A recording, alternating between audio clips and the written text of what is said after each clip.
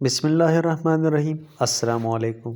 توحید، اللہ کی ذات پر ایمان۔ اللہ کی ذات کا اقرار انسان کے ذہن میں اس طرح موجود ہے کہ شاید ہی کبھی کسی نے اللہ کی ذات کا انکار کیا ہوگا۔ جو لوگ اکا دکا خدا کے منکر ہوئے ہیں، ان کے ذہن کے بھی کسی نہ کسی گوشے میں خدا کا تصور موجود ہوتا ہے اور وقت آنے پر اس کا اظہار ہو جاتا ہے۔ مکے کے کافر بھی یہ مانتے تھے کہ بڑے بڑے کام اللہ نے خود کیے ہیں، مثلا زمین و آسمان اس نے پیدا کیے، سورج چاند اور ستارے اس نے بنائے، بارش وہ برساتا ہے، زندگی اور موت اس کے ہاتھ میں ہے، البتہ کائنات کو پیدا کرنے کے بعد اس کا نظام چلانے کا کام اس نے فرشتوں، کچھ نیک لوگوں اور دیوی دیوتاؤں کے سپرد کر دیا ہے۔ یہ سوچ کر لوگ خدا کو چھوڑ کر انہی کی عبادت کرنے اور ان کو راضی کرنے میں مصروف ہو گئے، اس طرح شرک کی گمراہی میں مبتلا ہو گئے۔ قرآن حکیم نے اس خیال کی سختی سے تردید کی ہے اور بتایا ہے کہ کائنات پیدا بھی اسی نے کی ہے اور اس کا سارا نظم و نسق بھی وہی چلاتا ہے، اس میں اس کے ساتھ کوئی شریک نہیں۔ سورۃ الاعراف کی ایک آیات کا ترجمہ ہے، اچھی طرح سن لو، اسی نے ساری کائنات کو پیدا کیا اور وہی اسے چلا رہا ہے، سارے معاملات اسی کے ہاتھ میں ہیں۔ آیت الکرسی ہم سب کو یاد ہوتی ہے،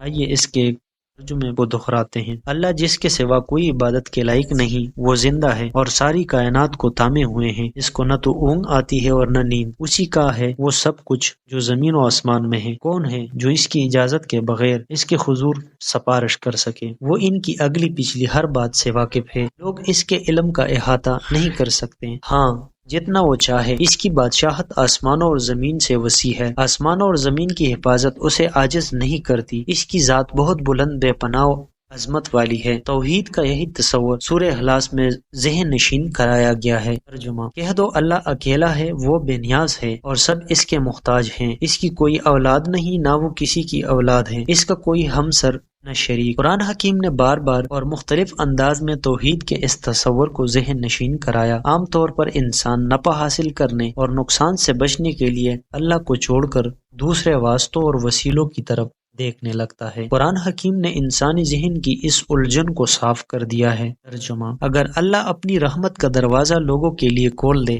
اسے کوئی بند نہیں کر سکتا، اور اگر وہ بند کر دے تو اسے کوئی کھول نہیں سکتا۔ اگر توحید کا یہ تصور پختہ ہو جائے تو انسان کی زبان سے بے اختیار پکار اٹھتی ہے، ایاک نعبد و ایاک نستعین، اے اللہ ہم تیری ہی عبادت کرتے ہیں اور تجھ ہی سے مدد مانگ۔ قرآن اور حدیث میں اللہ کے کئی نام گنوائے گئے ہیں جو اللہ کے صفاتی نام ہیں۔ قرآن نے کہا ہے کہ اللہ کے بہت سے خوبصورت نام ہیں، ان ناموں سے اللہ کو پکارو۔ اگر اللہ کے ان خوبصورت ناموں کے معنی کو ذہن نشین کر لیا جائے تو توحید کا تصور اچھی طرح دل میں بیٹھ جاتا ہے اور شرک کے تصور کی جڑ ہٹ جاتی ہے۔ اگلی ویڈیو میں شرک اور اس کے اقسام کے بارے میں بات کریں گے۔